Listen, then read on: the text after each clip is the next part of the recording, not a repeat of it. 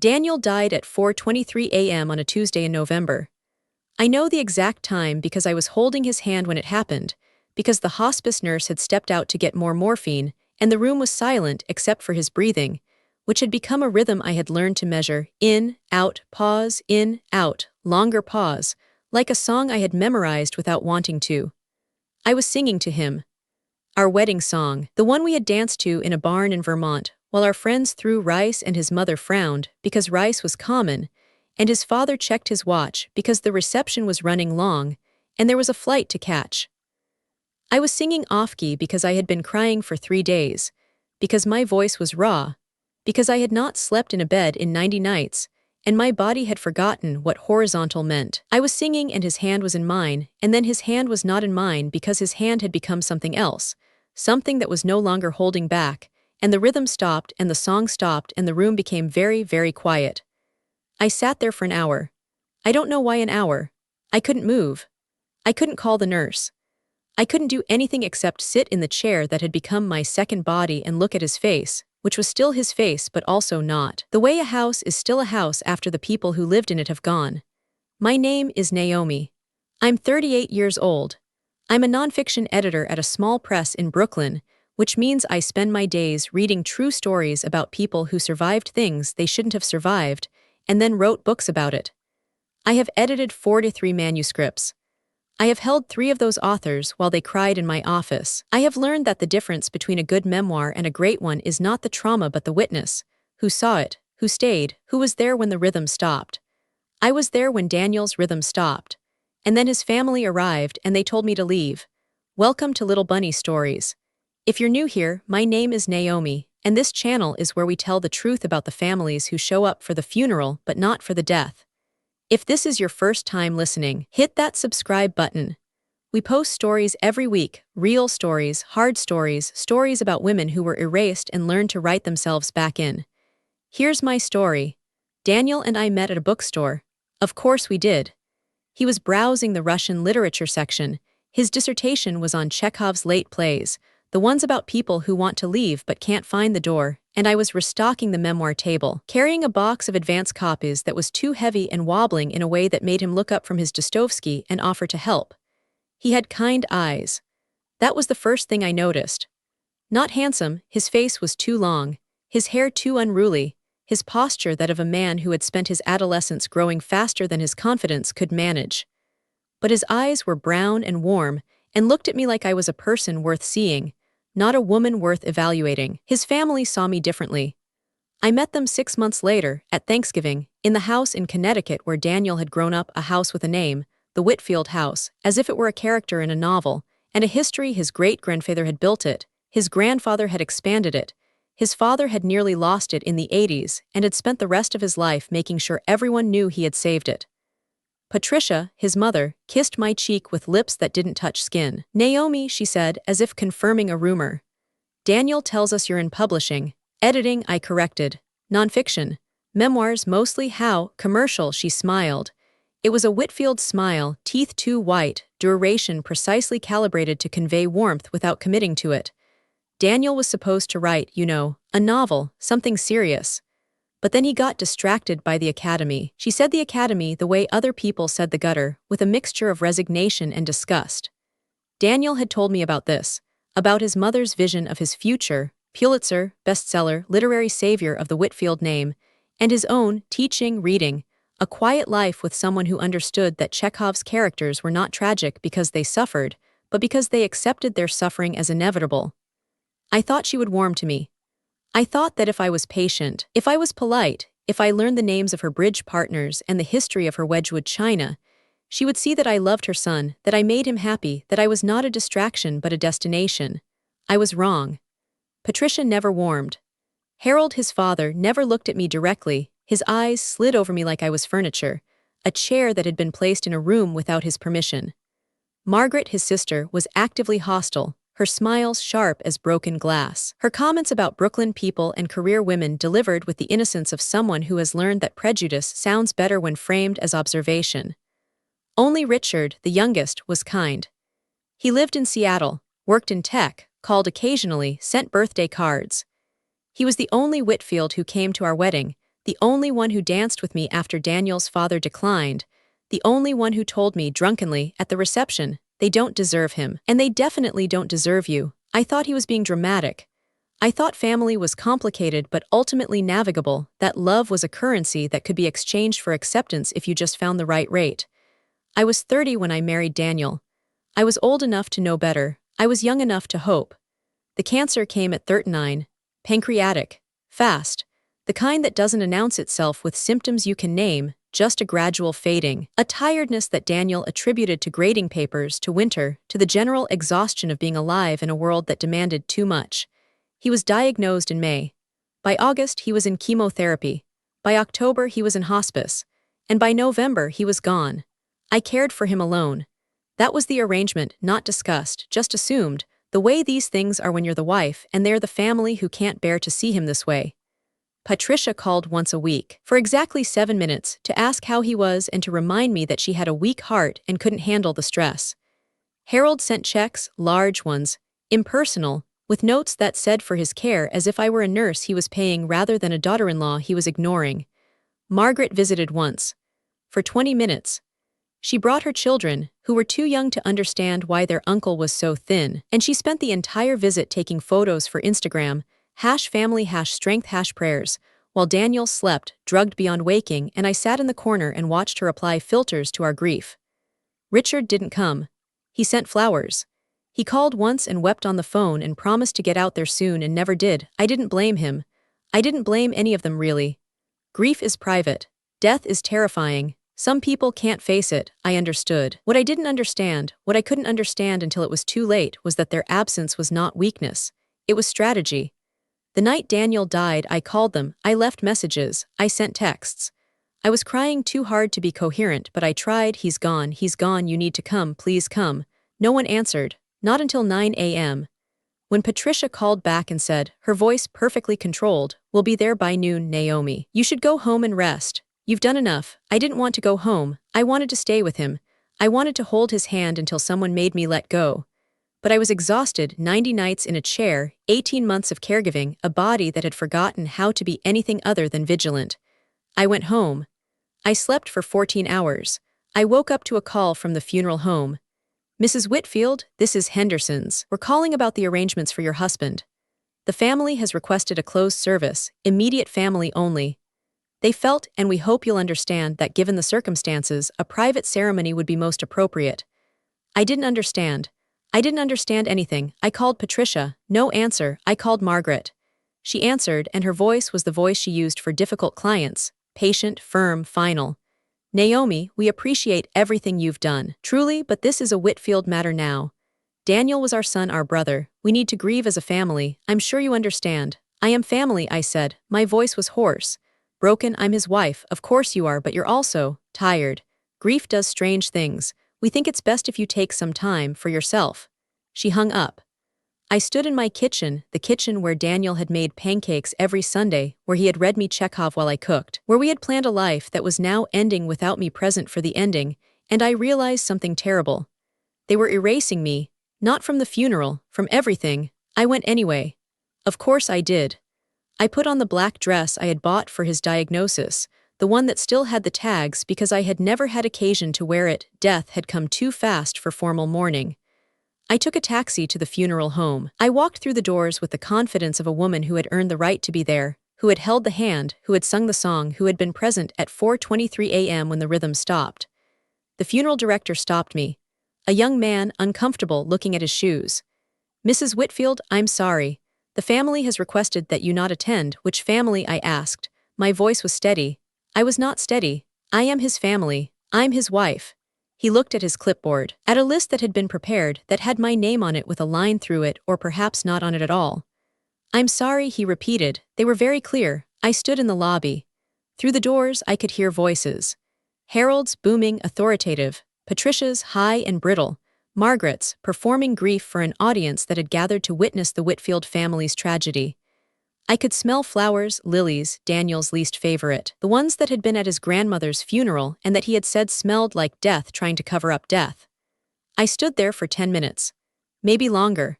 People passed me, colleagues from Columbia, students with red eyes, friends who looked at me with confusion and pity and something worse, uncertainty. They didn't know if I was supposed to be there. They didn't know if I was family or interloper, wife or caretaker, legitimate or erased. And then someone handed me a program. I don't know who. A student, maybe. Someone who recognized me from the hospital, from the nights when I had read aloud while Daniel slept, from the chair that had become my second body. They pressed it into my hand and walked away quickly, as if they had done something dangerous.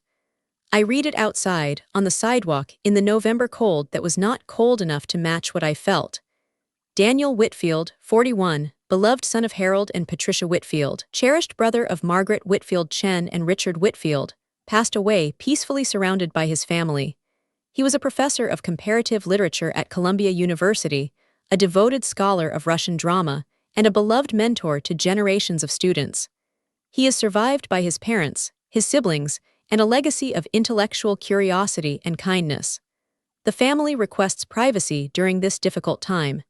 In lieu of flowers, donations may be made to the Whitfield Family Scholarship Fund at Columbia University. No Naomi. Not in the first paragraph where the wife should be. Not in the second, where the devoted husband might have been mentioned. Not in the list of survivors. Not in the donation request, Whitfield Family Scholarship, not the Daniel and Naomi Whitfield Fund that we had discussed, that he had wanted, that would have supported first-generation students studying the literature he loved. I had been deleted, edited out, removed from the record of my own life as cleanly as a line struck through a manuscript. I stood on the sidewalk and I read the obituary 3 times. 4, 5. I read it until the words stopped making sense, until beloved son and cherished brother became sounds without meaning, until I realized that the program was shaking because my hands were shaking, because my whole body was shaking, because I was cold and alone and officially non-existent. A taxi stopped. The driver asked if I was okay. I said yes. I got in. I went home, and then I found the letter. It was in Daniel's desk. The desk I had not opened because it felt like violation, because his death was too fresh, because I was not ready to sort through the evidence of a life that had ended while I was still living in it. But the obituary had changed something. The erasure had activated something. I opened the desk. I found his files, organized, meticulous, the way he organized everything. Teaching notes, drafts of articles never published, letters from students, and a folder, unlabeled, at the very back that contained a letter and a document. The letter was in his handwriting. Shaky, his hands had failed in the final weeks, but unmistakable. The handwriting of the man who had written me poems on napkins, who had annotated every book he gave me, who had written "I love you" in the margins of his own dissertation, because he said it was the only place no one would ever look. "My Naomi," it began. "If you are reading this, they have done what I feared." I saw it in my mother's eyes when she visited once, for 20 minutes, to take a photograph she could post. I heard it in my father's voice when he asked about the will. I felt it in Margaret's careful questions about your plans after. They were waiting. Not for me to die, they have been waiting for that since I chose you. They were waiting for the moment when they could reclaim me, rewrite me, remove you from the story as if you were a footnote rather than the text itself. I have rewritten my will. Not because I don't trust you, I trust you with everything, including this, but because I don't trust them. I have left everything to you. The money, the books, the apartment, the rights to my unpublished work. Everything. But I have added a condition. A clause: if they erase you from my funeral, my obituary, my memory, then everything goes to the Naomi Whitfield Foundation for Literary Justice. They will get nothing. Not a name on a building. Not a mention in a program. Not the satisfaction of having finally won. I love you. I have loved you since you wobbled with that box of books. I will love you after I am gone, in whatever way the gone can love. Do not let them make you small. Do not let them make you absent. You were there at 4:23 a.m. You were there for every minute that mattered. And you will be there in every word I wrote, every student I taught, every life I touched, because you were the one who made me believe that Chekhov's characters could find the door after all. The document was the will, notarized, legal, dated 3 weeks before his death, when he could still sign his name. When he had summoned a lawyer, I didn't know, to a hospital room his family never visited.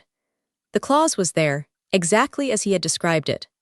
The trigger: if my biological family attempts to exclude my spouse, Naomi Whitfield, from any aspect of my death, memorialization, or legacy, The entirety of my estate shall transfer to the Naomi Whitfield Foundation for Literary Justice, with the explicit condition that no member of my biological family shall be named, recognized, or benefited by said foundation in any capacity. I read it 3 times. I cried, not the crying of the sidewalk, the shock-crying, the eraser-crying. This was different. This was the crying of being seen, of being witnessed, of a man who had known what his family would do and had prepared in his final weeks to protect me from it. I held the letter to my chest. I sat in his chair, and I made a plan. I didn't act immediately. That would have been too easy, too emotional, too much like the reaction they expected from the hysterical wife they had already written out of the narrative. I waited. I grieved. I went to therapy. I sat in our apartment and read his books and learned to live in a space that was half empty in a way that was permanent, not temporary. And I watched them.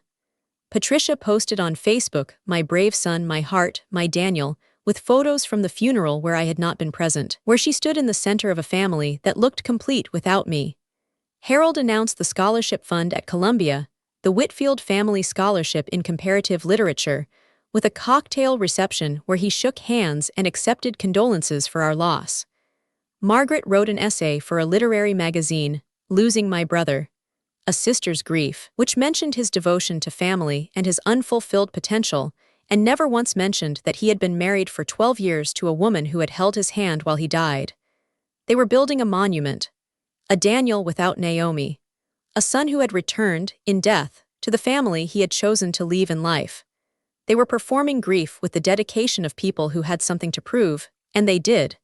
They had to prove that I had never mattered, that the 12 years were an aberration, that the real Daniel was the one they had invented, the one who belonged to them, the one who had finally come home. I let them build. I let them invest emotionally, financially, reputationally, in a story that was about to collapse. And then, 6 months after his death, I made my move. The event was the dedication of the Whitfield Family Scholarship, a ceremony at Columbia in the same building where Daniel had taught, where we had met for lunch between classes, where he had kissed me once in an empty classroom because he said he couldn't wait until we got home. Harold was speaking. Patricia was in the front row, wearing pearls that had belonged to Daniel's grandmother. Margaret was live streaming on Instagram, #Whitfield Legacy, #Daniel would be proud. Richard had flown in from Seattle, his first visit since the funeral, his face uncomfortable with the performance he was expected to give. I walked in through the side door. I was wearing black, not funeral black, but the black of a woman who has finished mourning and is ready for something else. I carried a folder. I walked to the front of the room and I stood next to Harold, who was mid-sentence, who looked at me with the confusion of a man who has forgotten the name of someone he never bothered to learn. "Excuse me," he said. "This is a private." "I know," I said. My voice was steady. I had rehearsed this. I had rehearsed it the way I rehearsed editorial presentations, the way Daniel had rehearsed lectures, with precision, with purpose, with the understanding that every word mattered. "I know it's private. That's why I'm here, because Daniel was my husband, and because you have spent 6 months making sure no one knew that." I turned to the audience, professors, students, donors, people who had known Daniel, who had loved him, who had received his kindness, and his patience and his belief that literature could save lives if you read it carefully enough. "My name is Naomi Whitfield," I said. "I was Daniel's wife for 12 years. I cared for him during 18 months of cancer. I held his hand when he died at 4:23 a.m. on November 14th, and I was not mentioned in his obituary. I was not invited to his funeral. I was erased from his death by the family that now wants to put their name on his legacy." I opened the folder. I held up the obituary, the program from the funeral with its careful absence. I held up the letter, Daniel's handwriting, his words, his protection. Daniel knew this would happen, I continued. He saw it coming, and he prepared. Not out of vengeance, Daniel didn't believe in vengeance, he believed in justice, which is different but out of love. Out of the certainty that the family who chose not to be present in his life should not be allowed to rewrite his death. I read the clause, the trigger, the condition that turned their erasure of me into their own exclusion from everything they had claimed. "The Whitfield Family Scholarship," I said, looking at Harold, who had gone the color of old paper, "does not exist. Because Daniel's estate, including the funds you have been soliciting in his name, has transferred to the Naomi Whitfield Foundation for Literary Justice, a foundation that will support first-generation students, marginalized writers, And I paused, looking at Patricia, who had risen from her seat, her pearls trembling, and anyone whose family has tried to erase them from their own story. I held up the will, notarized, legal, final. Daniel loved you, I said, not to Harold, not to Patricia, but to the room, to the memory, to the students who had come to honor a professor who had believed in them. He loved his family. But he understood something that you don't. Love is not ownership. Grief is not performance. And the person who sits in the chair at 4:23 a.m. is the one who gets to write the ending. I walked out. I didn't look back. I had spent 6 months preparing for 5 minutes, and I had used them exactly as Daniel would have wanted, with precision, with dignity, with the absolute refusal to be made small. The aftermath was immediate and slow at the same time. Immediate in the scandal, widow crashes scholarship dedication, claims family erased her, and slow in the consequences, which unfolded over months like a manuscript being edited line by line. Harold tried to sue. He claimed the will was forged, that I had manipulated Daniel in his final weeks, that a dying man could not make rational decisions. The judge dismissed the case in preliminary hearings. The notarization was valid. The lawyer testified that Daniel had been lucid and purposeful. The medical records confirmed competence. Harold's lawyers advised him not to appeal. He did anyway. He lost again.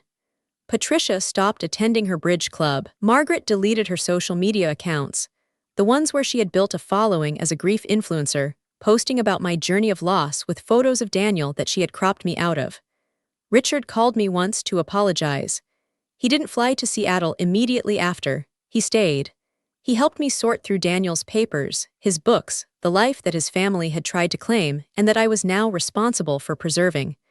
I didn't keep the money, not personally. That was never the point. I established the foundation exactly as Daniel had envisioned it: tuition support for first-generation students, editorial mentorships for writers from marginalized communities, and a program that no one had expected: the Obituary Project. The Obituary Project does one thing. It helps people write their own obituaries, or rather, it helps the people who love them write the truth. We provide free editorial services for anyone who has been erased from a family narrative: widows excluded from funerals, partners denied recognition, children cut out of memorials. We publish the real stories. We archive them. We make sure that the person who was present, who sang, who held the hand at 4:23 a.m., is not deleted by the people who arrived late and claimed the credit. Every obituary we publish includes the same line: this life was lived. This death was witnessed. This memory belongs to those who were present. I'm Naomi. I'm 40 years old. I'm sitting in the foundation's office, a small space in Brooklyn, above a bakery that smells of cinnamon and possibility when a woman comes in. Eleanor, 6 to 7. Widow of a doctor she loved for 40 years, erased from his obituary by adult children who didn't approve of the second marriage. She has letters, she has photographs. She has the proof of a life that was lived together, witnessed, present. She doesn't cry when she tells me. She is past crying. She is in the stage I recognize, the stage where you have accepted the erasure and are now trying to figure out if you have the right to exist without the record. They wrote that he passed peacefully surrounded by family, she says. I was the only one there. I held his hand for 6 hours while they drove from Connecticut. I was there when he stopped breathing, and in the obituary I don't exist. I hand her a form. Simple, clean. A blank page, which is the most terrifying thing and the most liberating. Write it, I say, the real one. The one with your name. The one that says you were there, that you sang, that you held his hand when the rhythm stopped. We will publish it, we will archive it. And every year, on the anniversary of his death, we will read it aloud. Because the obituary that erases you is not the final draft. It's just the version written by people who weren't in the room. She writes. She stays for 3 hours, writing and rewriting, crossing out devoted father and adding beloved husband of Eleanor, removing survived by his children and inserting and by his partner of 40 years, who was present at his death and who will remember him every day until hers. When she finishes, she hands me the page. Her hands are steady. Her eyes are clear. She has written herself back into existence. Thank you, she says. Don't thank me, I say. Thank Daniel. He's the one who taught me that the final edit belongs to the person who was there, not the family who inherited the story, the witness who inherited the grief. She leaves. I sit at my desk. I look at the photograph of Daniel that I keep, not the one from the funeral program, not the one his family uses, but one I took myself. On our 5th anniversary, in the kitchen where he made pancakes and read Chekhov, and told me that I was the only story he ever wanted to be part of. I touched the frame. I remember 4:23 a.m., I remember the song. I remember his hand in mine and the rhythm and the silence after. And I think they erased me from his death. But they cannot erase me from his life. Every word he wrote, every student he taught, every morning he woke up and chose me, those are the records that matter. Those are the obituaries that last. And every person who walks through that door with a story that was deleted, every Aliner who writes herself back in, every witness who refuses to be made absent, they are the continuation of a story that his family tried to end. If you're listening to this, and someone has erased you, from a funeral, from a family, from the record of a life you lived and a death you witnessed, I want you to know, the obituary is not the life. The program is not the person. And the family who arrives late and claims the stage cannot silence the voice of the one who was there when the lights went out. You are not the footnote. You are not the omission. You are not the line struck through. You are the witness. You are the song. You are the hand that held on when holding on was all that remained. See you in the next story.